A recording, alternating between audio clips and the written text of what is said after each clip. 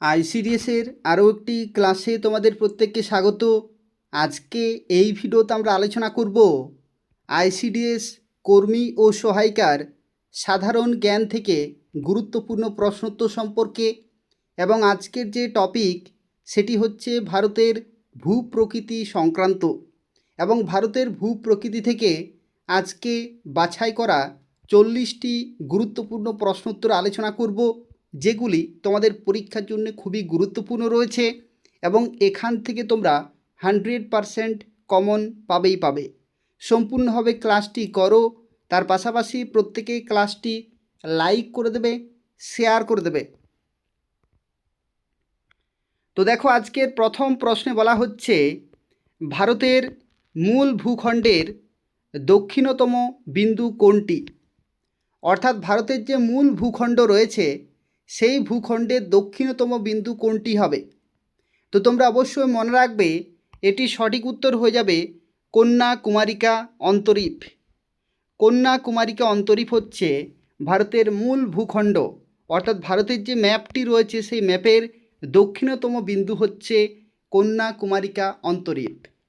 এখানে একটি তথ্য তোমরা মনে রাখবে, ভারতের মূল ভূখণ্ডের দক্ষিণতম প্রান্ত হচ্ছে তামিলনাড়ুর কন্যাকুমারিকা, যেটা 8°4' উত্তর অক্ষাংশে। তবে সমগ্র ভারতের যদি বলা হয়, সমগ্র ভারত অর্থাৎ দ্বীপপুঞ্জ সহ আন্দামান নিকোবর সমস্ত দ্বীপপুঞ্জ সহ যদি বলা হয় যে দক্ষিণতম বিন্দু, তাহলে কিন্তু কারেক্ট অপশান হয়ে যাবে ইন্দিরা পয়েন্ট। এটাও কিন্তু তোমরা একটু মনে রাখবে। দেখো, যেরকমভাবে প্রশ্ন আসবে সেই রকমভাবে উত্তর হবে। যদি এই ভাষাটি প্রশ্নে লেখা থাকে যে ভারতের মূল ভূখণ্ড, তাহলে সবসময় হবে কন্যাকুমারিকা অন্তরীপ। আর যদি বলা হয় যে ভারতের দক্ষিণতম বিন্দু কোনটি, তো সেখানে কিন্তু কারেক্ট অপশান হয়ে যাবে ইন্দিরা পয়েন্ট। ইন্দিরা পয়েন্ট তখনই উত্তর হবে যখন বলা হবে ভারতের দ্বীপপুঞ্জ সহ দক্ষিণতম বিন্দু কোনটি, তখন কিন্তু হয়ে যাবে ইন্দিরা পয়েন্ট, যেটি আন্দামান ও নিকোবর দ্বীপপুঞ্জে অবস্থিত। পরবর্তী প্রশ্নে দেখো, বলা হচ্ছে ভারতের সর্বোচ্চ পর্বতশৃঙ্গ কোনটি? ভারতের সর্বোচ্চ পর্বতশৃঙ্গ কোনটি? তো দেখো, এই প্রশ্নের সঠিক উত্তর হয়ে যাবে কারাকোরাম পর্বত শ্রেণীতে অবস্থিত K2 বা গডউইন অস্টিন। গডউইন অস্টিন বা K2 হচ্ছে ভারতের সর্বোচ্চ পর্বতশৃঙ্গ এবং ভারতের সর্বোচ্চ পর্বতশৃঙ্গের উচ্চতা কত? 8,611 মিটার। আর যদি বলা হয়, দেখো এটা কিন্তু বিশ্বের দ্বিতীয় সর্বোচ্চ শৃঙ্গ, তবে সম্পূর্ণভাবে ভারতে অবস্থিত হিমালয়ের সর্বোচ্চ শৃঙ্গ হচ্ছে কাঞ্চনজঙ্ঘা। তবে সম্পূর্ণভাবে ভারতে অবস্থিত হিমালয়ের সর্বোচ্চ শৃঙ্গ হচ্ছে কাঞ্চনজঙ্ঘা। যেরকম প্রশ্ন সেই রকম উত্তর কিন্তু হবে। পরবর্তী প্রশ্ন, দক্ষিণ ভারতের বা উপদ্বীপীয় ভারতের সর্বোচ্চ শৃঙ্গ কোনটি? দক্ষিণ ভারতের সর্বোচ্চ শৃঙ্গ বা উপদ্বীপীয় ভারতের সর্বোচ্চ শৃঙ্গ কোনটি? তো এই প্রশ্নের সঠিক উত্তর হয়ে যাবে আনাইমুদি। আনাইমুদি হবে এখানে কারেক্ট আনসার। আনাইমালাই পর্বতে অবস্থিত আনাইমুদি 2,695 মিটার। এটা হচ্ছে দক্ষিণ ভারত বা পশ্চিমঘাট পর্বতমালার সর্বোচ্চ শৃঙ্গ।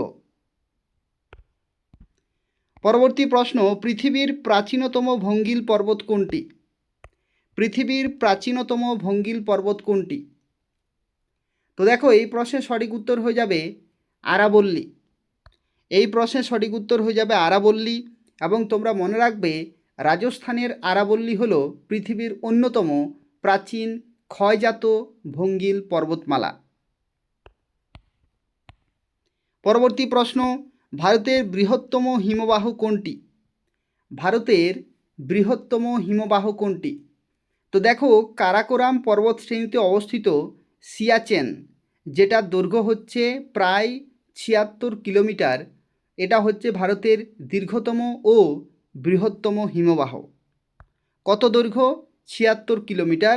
এটা হচ্ছে কারাকোরাম পর্বত শ্রেণীতে অবস্থিত সিয়াচেন। কারাকোরাম পর্বত শ্রেণীতে অবস্থিত সিয়াচেন হচ্ছে ভারতের দীর্ঘতম ও বৃহত্তম হিমবাহ। পরবর্তী প্রশ্ন, শিবালিক হিমালয়ের পাদদেশে নুড়ি পাথর জমে যে তরঙ্গায়িত সমভূমি গঠিত হয়েছে তাকে কি বলে? শিবালিক হিমালয়ের পাদদেশে নুড়ি পাথর জমে যে তরঙ্গায়িত সমভূমি গঠিত হয়েছে তাকে কি বলে? তো দেখো এই প্রশ্নের সঠিক উত্তর হয়ে যাবে ভাবর। এই প্রশ্নের সঠিক উত্তর কি হবে? ভাবর। তোমরা মনে রাখবে হিমালয় থেকে নেমে আসা নদী দ্বারা জমা হওয়া ছোট ছোট নুড়ি ও পাথর গঠিত অঞ্চলকে বলা হয় ভাবর। হিমালয় থেকে নেমে আসা নদী দ্বারা, অর্থাৎ নদী হিমালয় থেকে নেমে আসছে, সেই নদী দ্বারা প্রবাহিত হয়ে হিমালয় থেকে যে সমস্ত বড় বড় পাথরগুলি নেমে আসে তখন ক্ষয়কার্যের ফলে কি হয়, সেগুলো ছোট ছোট নুড়ি এবং পাথরে পরিণত হয় এবং সেই নুড়ি ও পাথর সমৃদ্ধ বা ভরা সেই অঞ্চলটিকে বলা হয় ভাবর। পরবর্তী প্রশ্ন, উত্তর ভারতের সমভূমির প্রাচীন পলিগঠিত অঞ্চলকে কি বলা হয়? উত্তর ভারতের সমভূমির প্রাচীন পলিগঠিত অঞ্চলকে কি বলা হয়? তো দেখো এই প্রশ্নের সঠিক উত্তর হয়ে যাবে ভাঙর। এই প্রশ্নের সঠিক উত্তর হয়ে যাবে ভাঙর। তোমরা মনে রাখবে সিন্ধু গাঙ্গেয় সমভূমির সিন্ধু নদী এবং গঙ্গা নদী, এই সিন্ধু নদী এবং গঙ্গা নদীর সমভূমির প্রাচীন পলিমাটি দিয়ে গঠিত উচ্চভূমিকে বলা হয় ভাঙর এবং নতুন পলিমাটি দিয়ে গঠিত নিচু অঞ্চলকে বলা হয় খাদার। ঠিক আছে, যদি বলা হয় যে প্রাচীন পলিমাটি দিয়ে গঠিত ভূমিভাগকে কি বলে, তাহলে ভাঙর। আর যদি বলা হয় নবীন পলিমাটি দিয়ে গঠিত ভূমিভাগ তাকে বলা হয় খাদার। এরপর দেখো দক্ষিণ ভারতের দীর্ঘতম নদী কোনটি যাকে দক্ষিণের গঙ্গা বলা হয়? দক্ষিণ ভারতের দীর্ঘতম নদী কোনটি যাকে দক্ষিণের গঙ্গা বলা হয়? তো তোমরা মনে রাখবে এই নদীর দৈর্ঘ্য হচ্ছে 1465 কিলোমিটার এবং অববাহিকার পরিধির কারণে একে বলা হয় দক্ষিণের গঙ্গা বা বৃদ্ধ গঙ্গা। তাহলে কোন নদীকে বলা হয়? এটা কারেক্ট আনসার হয়ে যাবে গোদাবরী। গোদাবরী যে নদী সেটাকে দক্ষিণ ভারতের গঙ্গা বলা হয় বা বৃদ্ধ গঙ্গা বলা হয়। পরবর্তী প্রশ্ন, কেরল উপকূলে অবস্থিত অগভীর উপহ্রদ যেটাকে বলা হয় কয়াল, এই কয়ালের মধ্যে বৃহত্তম কোনটি? অগভীর উপহ্রদকে কি বলা হয়? কয়াল। এবং এই কয়ালগুলির মধ্যে বৃহত্তম কোনটি? তো বৃহত্তম কয়াল হচ্ছে ভেম্বানাদ। তোমরা মনে রাখবে যে ভেম্বানাদ হচ্ছে কেরল তথা ভারতের বৃহত্তম কয়াল বা উপহ্রদ, অনেক বড় ভেম্বানাদ।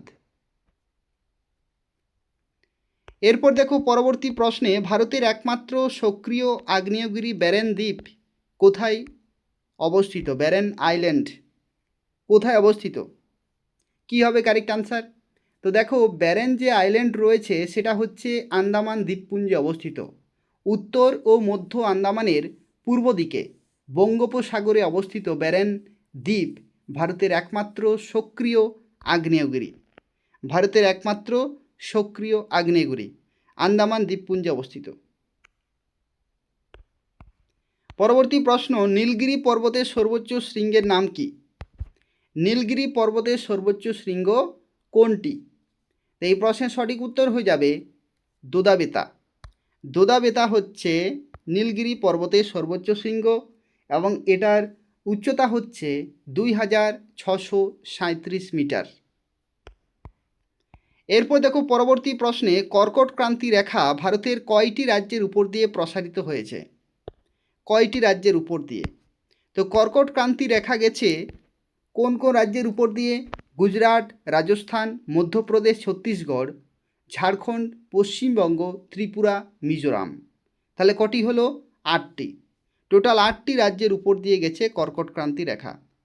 নামগুলো একটু মনে রাখবে, বাঁ দিক থেকে যদি আমরা শুরু করি তাহলে গুজরাট, রাজস্থান, গুজরাট, রাজস্থান বা রাজস্থান গুজরাট, মধ্যপ্রদেশ, ছত্তিশগড়, তারপরে হচ্ছে পশ্চিমবঙ্গ, ত্রিপুরা, মিজোরাম, কিন্তু তার আগে রয়েছে ঝাড়খণ্ড। পশ্চিমবঙ্গের বাঁ দিকে রয়েছে ঝাড়খণ্ড। তাহলে 8টি রাজ্যের উপর দিয়ে কর্কটক্রান্তি রেখা গেছে। এরপর দেখো পশ্চিমঘাট পর্বতমালার অন্য একটি নাম কি? পশ্চিমঘাট পর্বতমালার আরও একটি নাম আছে, সেটার কি নাম বলো তো? পশ্চিমঘাট পর্বতমালার আরও একটি নাম হচ্ছে সহ্যাদ্রি। সহ্যাদ্রি তোমরা মনে রাখবে, সহ্যাদ্রি। মহারাষ্ট্র ও কর্ণাটকে পশ্চিমঘাট পর্বতমালা স্থানীয়ভাবে সহ্যাদ্রি নামে কিন্তু পরিচিত। পরবর্তী প্রশ্ন, বিশ্বের বৃহত্তম নদীদ্বীপ মাজুলি কোন নদীতে অবস্থিত? বিশ্বের যে বৃহত্তম নদীদ্বীপ যেটার নাম হচ্ছে মাজুলি, সেটা কোন নদীতে অবস্থিত? কোন নদীতে অবস্থিত? তো দেখো এই প্রশ্নের সঠিক উত্তর হয়ে যাবে ব্রহ্মপুত্র। ব্রহ্মপুত্র। এখানে তোমরা মনে রাখবে, আসাম রাজ্যের ব্রহ্মপুত্র নদীর বুকে অবস্থিত মাজুলি হচ্ছে বিশ্বের বৃহত্তম বসতিপূর্ণ নদীদ্বীপ। বিশ্বের বৃহত্তম বসতিপূর্ণ নদীদ্বীপ হচ্ছে মাজুলি, যেটা ব্রহ্মপুত্র নদীর বুকে অবস্থিত। পরবর্তী প্রশ্ন, নর্মদা ও তাপ্তি নদী কোন ধরনের উপত্যকার মধ্য দিয়ে প্রবাহিত হয়েছে? নর্মদা ও তাপ্তি নদী কোন ধরনের উপত্যকার মধ্য দিয়ে প্রবাহিত হয়েছে? তো এই প্রশ্নের সঠিক উত্তর হয়ে যাবে গ্রাবেন বা গ্রস্ত উপত্যকা। দেখো, ভূতাত্ত্বিক চ্যুতির ফলে সৃষ্ট গ্রস্ত উপত্যকা বা রিফ্ট ভ্যালি মধ্য দিয়ে পশ্চিম বাহিনী নদী নর্মদা ও তাপ্তি প্রবাহিত হয়েছে। সাতপুরা। সাতপুরা পর্বতের সর্বোচ্চ শৃঙ্গের নাম কি? এই প্রশ্নের কারেক্ট আনসার কী হবে বলো তো? তো দেখো, সাতপুরা পর্বতের সর্বোচ্চ শৃঙ্গ হচ্ছে ধূপগড়। ধূপগড়। ধূপগড় মধ্যপ্রদেশে অবস্থিত সাতপুরা পর্বতের সর্বোচ্চ শৃঙ্গ হচ্ছে ধূপগড় এবং এটার উচ্চতা হচ্ছে 1350। 1350 অর্থাৎ 1350 মিটার। লোকটাক। লোকটাক হ্রদ ভারতের কোন রাজ্যে অবস্থিত? এটা আশা করি তোমরা সবাই পারবে। লোকটাক হচ্ছে মণিপুরে খুবই গুরুত্বপূর্ণ একটি ট্যুরিস্ট প্লেস রয়েছে মণিপুরে, লোকটাক হ্রদ। যারা এখনও পর্যন্ত এটা দেখোনি বা যাওনি বা ইন্টারনেটে কোথাও দেখোনি, একটু নেটে কিন্তু সার্চ করে নেবে, খুব ভালো একটি জায়গা রয়েছে লোকটাক, যেটি মণিপুর রাজ্যে অবস্থিত।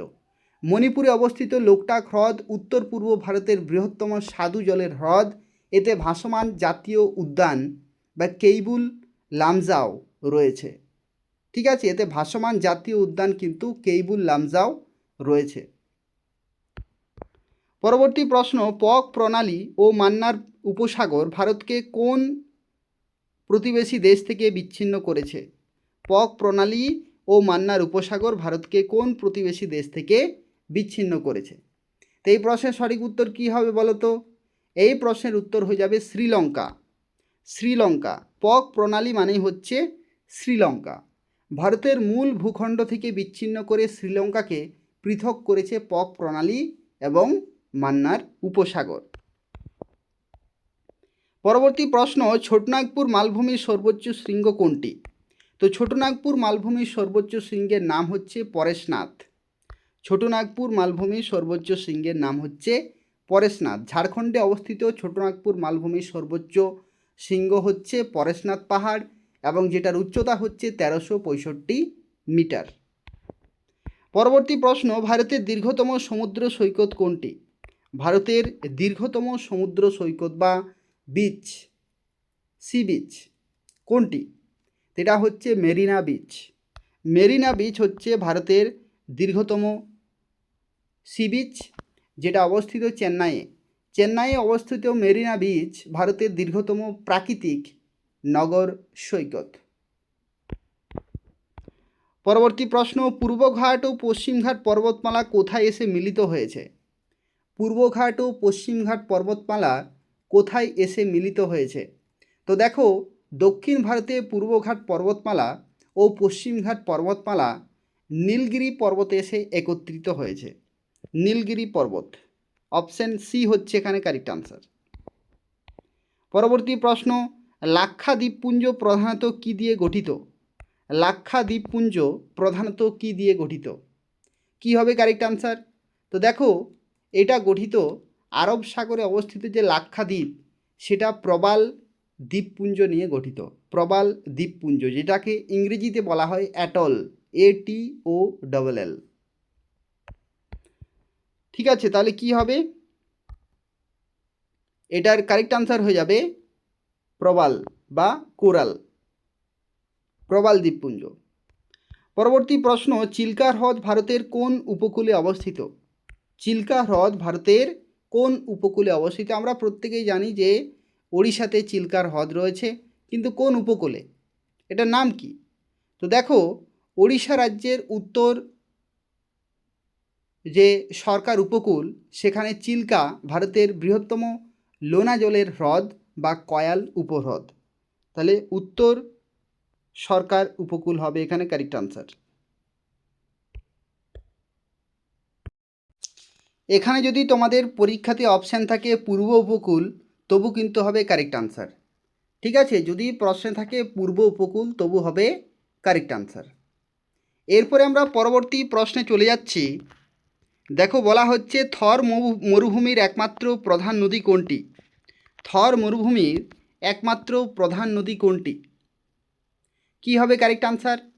তো দেখো, এই প্রশ্নের সঠিক উত্তর হয়ে যাবে লুনি। লুনি হচ্ছে ভারতের রাজস্থান মরুভূমির প্রধান নদী, যা অন্তর্বাহিনী নদী হিসেবে পরিচিত এবং কচ্ছের রণে পতিত হয়েছে। কোথায় পতিত হয়েছে? কচ্ছের রণে, গুজরাটের কচ্ছের রণে পতিত হয়েছে, এবং এটাই হচ্ছে থর মরুভূমি রাজস্থানের একটি প্রধান নদী, এবং এটা হচ্ছে অন্তর্বাহিনী নদী। পরবর্তী প্রশ্ন, নাথুলা পাস বা নাথুলা গিরিপথ ভারতের কোন রাজ্যে অবস্থিত? যে সমস্ত প্রশ্নগুলি করিয়ে দিচ্ছি প্রত্যেকটি হচ্ছে ভেরি ভেরি ইম্পর্ট্যান্ট। 100% প্রত্যেকটি প্রশ্নই কিন্তু মনে রাখবে। ঠিক আছে, 100% প্রত্যেকটি প্রশ্নই মনে রাখবে, না হলে কিন্তু পরে দেখবে পরীক্ষাতে ভুল হয়ে যাবে।